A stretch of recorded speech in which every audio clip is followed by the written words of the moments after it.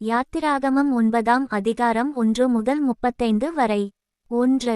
பின்பு கர்த்தர் மோசேயை நோக்கி, நீ பார்வோனிடத்தில் போய் எனக்கு ஆராதனை செய்ய என் ஜனங்களை போகவிடு.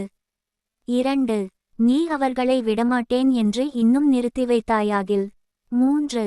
கர்த்தருடைய கரம் வெளியிலிருக்கிற உன் மிருகஜீவன்களாகிய குதிரைகளின் மேலும் கழுதைகளின் மேலும் ஒட்டகங்களின் மேலும் ஆடுமாடுகளின் மேலும் இருக்கும் மகா கொடிதான கொள்ளை நோய் உண்டாகும்.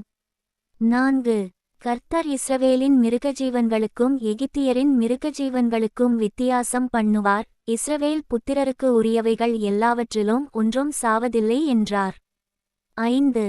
மேலும் நாளைக்கு கர்த்தர் இந்த காரியத்தை தேசத்தில் செய்வார் என்று சொல்லி கர்த்தர் ஒரு காலத்தை குறித்தார் என்றும் எபிரெயருடைய தேவனாகிய கர்த்தர் சொல்லுகிறார் என்றும் அவனிடத்தில் சொல்லென்றார். 6. மறுநாளில் கர்த்தர் அந்த காரியத்தைச் செய்தார். எகிப்தியருடைய மிருகஜீவன்கள் எல்லாம் செத்துப்போயிற்று. இஸ்ரவேல் புத்திரரின் மிருகஜீவன்களில் ஒன்றாகிலும் சாகவில்லை. 7. பார்வோன் விசாரித்து இஸ்ரவேலரின் மிருகஜீவன்களில் ஒன்றாகிலும் சாகவில்லை என்று அறிந்தான். பார்வோனுடைய இருதயமோ கடினப்பட்டது, அவன் ஜனங்களை போகவிடவில்லை. 8.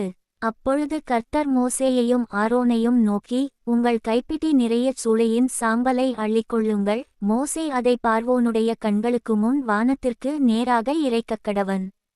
9. அது எகிப்து தேசம் மீதெங்கும் தூசியாகி எகிப்து தேசமெங்கும் மனிதர் மேலும் மிருகஜீவன்கள் மேலும் எரிபந்தமான கொப்புளங்களை எழும்ப பண்ணும் என்றார். 10.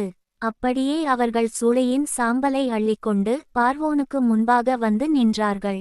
மோசே அதை வானத்துக்கு நேராக இறைத்தான். அப்பொழுது மனிதர் மேலும் மிருகஜீவன்கள் மேலும் எரிபந்தமான கொப்புளங்கள் எழும்பிற்று. 11.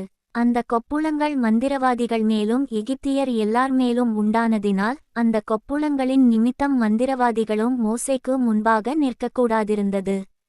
12. ஆனாலும் கர்த்தர் மோசேயோடே சொல்லியிருந்தபடியே கர்த்தர் பார்வோனின் இருதயத்தை கடினப்படுத்தினார். அவன் அவர்களுக்குச் செவி கொடுக்கவில்லை. 13. அப்பொழுது கர்த்தர் மோசேயை நோக்கி, நீ அதிகாலமே எழுந்திருந்து போய் பார்வோனுக்கு முன்பாக நின்று எனக்கு ஆராதனை செய்ய என் ஜனங்களை அனுப்பிவிடு. 14.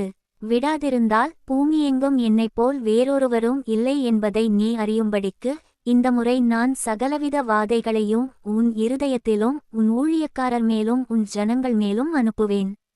15. நீ பூமியில் இராமல் நாசமாய்ப்போகும்படி நான் என் கையை நீட்டி உன்னையும் உன் ஜனங்களையும் கொள்ளை நோயினால் வாதிப்பேன். 16. என்னுடைய வல்லமையை உன்னிடத்தில் காண்பிக்கும்படியாகவும் என் நாமம் பூமியிலெங்கும் பிரஸ்தாபமாகும்படியாகவும் உன்னை நிலைநிறுத்தினேன். 17. நீ என் ஜனங்களை போகவிடாமல் இன்னும் அவர்களுக்கு விரோதமாய் உன்னை உயர்த்துகிறாயா? 18. எகிப்து தோன்றிய நாள் முதல் இதுவரைக்கும் அதில் பெய்யாத மிகவும் கொடிய கல்மழையை நாளை இந்நேரம் பெய்ய பண்ணுவேன். 19. இப்பொழுதே ஆள் அனுப்பி உன் மிருகஜீவன்களையும் வெளியில் உனக்கு இருக்கிற யாவையும் சேர்த்துக்கோள். வீட்டிலே சேர்க்கப்படாமல் வெளியிலிருக்கும் ஒவ்வொரு மனிதனும் மிருகமும் செத்துப்போகத்தக்கதாய் அந்த கல்மழை பெய்யும் என்று எபிரெயரின் தேவனாகிய கர்த்தர் சொல்லுகிறார் என்று அவனுக்குச் சொல் என்றார். 20. பார்வோனுடைய ஊழியக்காரரில் எவன் கர்த்தருடைய வார்த்தைக்கு பயப்பட்டானோ அவன் தன் வேலைக்காரரையும் தன் மிருகஜீவன்களையும் வீடுகளுக்கு ஓடிவர பண்ணினான். 21. எவன் கர்த்தருடைய வார்த்தையை மதியாமற் போனானோ அவன் தன் வேலைக்காரரையும் தன் மிருகஜீவன்களையும் வெளியிலே விட்டுவிட்டான். 22. அப்பொழுது கர்த்தர் மோசேயை நோக்கி, எகிப்து தேசம் எங்கும் மனிதர் மேலும் மிருகஜீவன்கள் மேலும் எகிப்து தேசத்திலிருக்கிற சகலவிதமான பயிர் வகைகள் மேலும் கல்மழை பெய்ய உன் கையை வானத்திற்கு நேராக நீட்டு என்றார். 23. அப்படியே மோசே தன் கோலை வானத்திற்கு நேராக நீட்டினான். அப்பொழுது கர்த்தர் இடிமுழக்கங்களையும் கல்மழையையும் அனுப்பினார். அக்கினி தரையின் மேல் வேகமாய் ஓடிற்று. எகிப்து தேசத்தின் மேல் கர்த்தர் கல்மழையை பெய்ய பண்ணினார். 24. கல்மழையும் கல்மழையோடே கலந்த அக்கினியும் மிகவும் கொடிதாயிருந்தது. எகிப்து தேசம் குடியேற்றப்பட்ட நாள் முதல் அதில் அப்படி ஒருபோதும் உண்டானதில்லை. 25.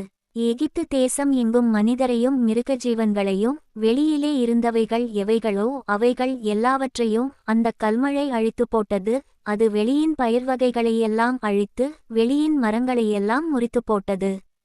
26. இஸ்ரவேல் புத்திரர் இருந்த கோசேன் நாட்டிலே மாத்திரம் கல்மழை இல்லாதிருந்தது. 27. அப்பொழுது பார்வோன் மோசேயையும் ஆரோனையும் அழைப்பித்து, நான் இந்த முறை பாவம் செய்தேன், கர்த்தர் நீதியுள்ளவர், நானும் என் ஜனமும் துன்மார்க்கர். 28. இது போதும், இந்த மகா இடிமுழக்கங்களும் கல்மழையும் ஒழியும்படிக்கு கர்த்தரை நோக்கி விண்ணப்பம் பண்ணுங்கள், நான் உங்களை போகவிடுவேன், இனி உங்களுக்கு தடையில்லை என்றான். 29. மோசே அவனை நோக்கி, நான் பட்டணத்திலிருந்து புறப்பட்டவுடனே என் கைகளை கர்த்தருக்கு நேராக விரிப்பேன், அப்பொழுது இடிமுழக்கங்கள் ஓய்ந்து கல்மழை நின்று போகும், அதனால் பூமி கர்த்தருடையது என்பதை நீர் அறிவீர். 30. ஆகிலும் நீரும் உம்முடைய ஊழியக்காரரும் இன்னும் தேவனாகிய கர்த்தருக்கு பயப்படமாட்டீர்கள் என்பதை அறிவேன் என்றான். 31. அப்பொழுது வார்கோதுமை கதிர்பயிரும் சணல் தாழ்பயிருமாயிருந்தது, அதனால் சணலும் வார்கோதுமையும் அழிக்கப்பட்டு போயிற்று. 32. கோதுமையும் கம்பும் கதிர்விடாதிருந்ததால் அவைகள் அழிக்கப்படவில்லை. 33.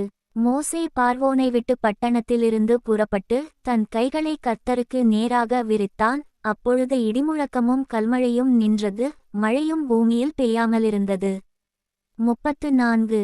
மழையும் கல்மழையும் இடிமுழக்கமும் நின்று போனதை பார்வோன் கண்டபோது அவனும் அவன் ஊழியக்காரரும் பின்னும் பாவம் செய்து தங்கள் இருதயத்தை கடினப்படுத்தினார்கள். 35.